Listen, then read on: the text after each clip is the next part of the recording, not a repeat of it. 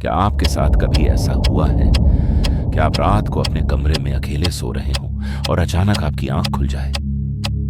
आपको लगता है कि पूरा कमरा खाली है, लेकिन कमरे के उस सबसे गहरे अंधेरे कोने में कोई खड़ा है। आप हिल नहीं पाते, आप चीख नहीं पाते। इसी लोग स्लीप पैरालिसिस कहते हैं। लेकिन याद रखना, हर बार वो आपका भ्रम नहीं होता।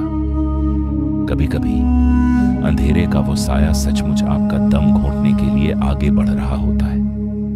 आज रात सोने से पहले अपने बिस्तर के नीचे जरूर देख लेना। यह कहानी अमित की है।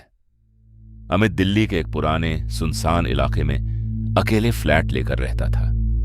वो एक आईटी कंपनी में काम करता था, इसलिए अक्सर उसे घर लौटते हुए रात के 2 बज जाते थे। वो फ्लैट थोड़ा अजीब था। वहां दिन में भी एक अजीब सी ठंडक रहती थी। मकान मालिक ने अमित को पहले ही मना किया था कि रात 12 बजे के बाद अपने फ्लैट की बालकनी का दरवाजा मत खोलना, चाहे जो हो जाए। लेकिन अमित इन सब बातों को अंधविश्वास मानता था। उस रात भी तेज बारिश हो रही थी और अमित अपने लैपटॉप पर काम कर रहा था। तभी उसके फ्लैट की बत्तियां गुल हो गईं। पूरे फ्लैट में घोर अंधेरा था। अमित ने अपने फोन की टॉर्च जलाई। तभी उसे बालकनी की तरफ से एक आवाज आई, जैसे कोई कांच पर अपनी उंगलियों से खरोंच रहा हो। अमित ने टॉर्च का रुख बालकनी की तरफ किया। वहां कोई नहीं था, सिर्फ बारिश की बूंदें थीं। लेकिन अचानक बंद बालकनी के दरवाजे का हैंडल अपने आप नीचे की तरफ झुका। दरवाजा धीरे धीरे खुला और कमरे के अंदर बर्फीली हवा का एक झोंका आया। अमित का पूरा शरीर कांप उठा। उसने हिम्मत जुटाकर बालकनी के पास जाकर दरवाजा बंद करना चाहा, पर जैसे ही वो आगे बढ़ा, उसे महसूस हुआ कि कमरे के सन्नाटे में कोई और भी गहरी सांसें ले रहा है। पीछे कोई नहीं था। अमित ने तुरंत बालकनी का दरवाजा बंद किया और लॉक कर दिया। वो डर के मारे अपने बेडरूम की तरफ भागा और चादर के अंदर छिप गया। उसका दिल इतनी तेज धड़क रहा था मानो सीने से बाहर आ जाए। उसने खुद को तसल्ली दी कि यह सब उसका वहम है। तभी उसके फोन की स्क्रीन अपने आप ऑन हुई। फोन के फ्रंट कैमरे का व्यू खुला हुआ था। अमित ने स्क्रीन पर देखा।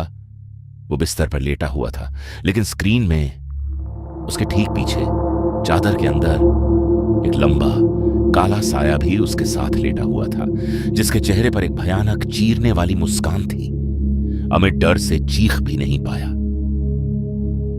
अमित ने जैसे ही फोन फेंकना चाहा, चादर के अंदर से 2 ठंडे बर्फीले हाथों ने अमित का गला दबोच लिया। वो साया चादर से बाहर आया। उसकी आंखें पूरी तरह से खाली काली थी। अमित ने पूरी ताकत से उसे पीछे धकेलने की कोशिश की। दीवार पर हाथ मारे, लेकिन उस साये की ताकत इंसानी नहीं। उसने अमित का मुंह बंद कर दिया ताकि उसकी चीख बाहर न जा सके। अमित तड़पने लगा। उसकी सांसें टूटने लगी। धीरे धीरे उस साये ने अमित को पूरी तरह से अंधेरे के अंदर खींच लिया और कमरा एक बार फिर पूरी तरह से शांत हो गया। अगले दिन जब अमित के ऑफिस के लोग उसके फ्लैट पर पहुंचे तो दरवाजा अंदर से लॉक था। पुलिस ने दरवाजा तोड़ा तो पूरा फ्लैट खाली था। अमित का सामान, उसका लैपटॉप सब वहीं था, पर अमित का कोई नामो निशान नहीं था।